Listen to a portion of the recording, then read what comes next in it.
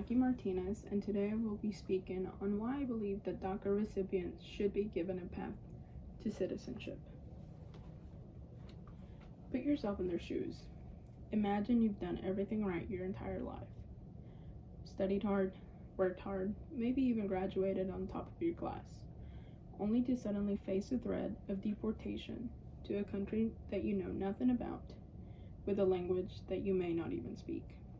Barack Obama, 2012. Speech on the Dreamers. I believe the United States legislation should come together to make a decision to give citizenship to the 643,000 DACA recipients. I am a DACA recipient. I have been since the program started under the Obama administration. I am attending college and currently working on my Associates of Business here in National Park. I plan on furthering my education and getting my bachelor's in business at UCA in the fall of 2023. Even with my degree, there would be some requirements I would not be able to meet because I do not have an American citizenship. It is very discouraging to me that I will be working so hard on my degree, but there might not be equal opportunities.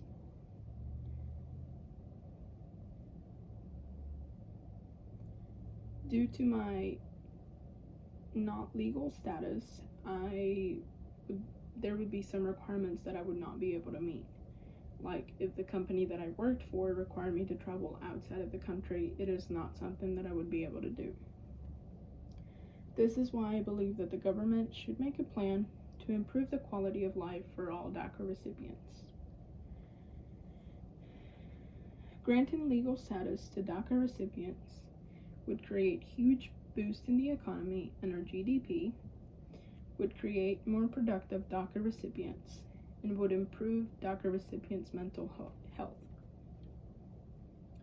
First, let's talk about how legalizing DACA recipients would boost the economy and the GDP. The Institute of Labor Economics said, "Our simulation suggests that the DREAM Act would increase GDP by 0.08%, $15.2 billion annually, which amounts to $15,371 per legalized worker. DACA brings in an estimated $42 billion to the GDP every year. The price to renew their work permits is $495 per recipient every 2 years. If this exact amount or more would be charged in order for them to get their paperwork all online, we could see huge amounts of money coming into our economy." Another area that could help improve our economy and our GDP would be that the DACA recipients would need to hire lawyers and professionals to help them get all the resources and all their paperwork aligned, which would increase jobs. DACA recipients would also help the economy by higher taxes paid. When they find better jobs, higher paying jobs, their wages would increase, and so will the amount of taxes that they will be paying. Next, legalizing DACA recipients would create more productive individuals in the workplace. Most DACA recipients have college degrees. I've had the pleasure to meet teachers, dental hygienists, journalists, and business majors. However, my peers and colleagues live in constant fear that their DACA might be removed or denied by USCIS, or the United States Citizenship of Immigration Services, as we know that renewal is not guaranteed. By granting DACA recipients legal status, they can always be sure that they have jobs that meet their skills and their areas of expertise. Most DACA recipients sometimes settle for less fitting jobs that are not up to the skills, because often it's the only opportunity that they can find. Lastly, by legalizing DACA recipients, we would see boost in their mental health. As DACA recipients are not always guaranteed their work permits, they are living in constant state of anxiety and fear of what their future holds. DACA recipients are often motivated by their peers because they look at them as an example of all the things that they could have, and they look at them to see the American dream.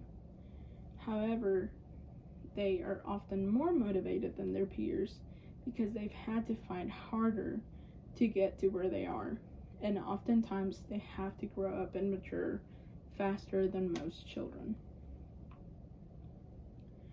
Lisa Rappaport wrote a website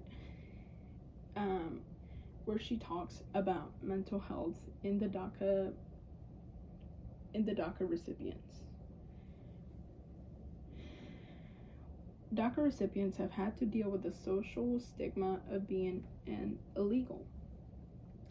By granting them legal statuses, it would help remove the feeling of being an outsider in a country that has been their own for most of their life. Granting them legal status would remove the worry of being deported and will help them focus more in school, in their jobs, and in being good people. Their future will be a lot better as they will know that there's no limits to what they can accomplish.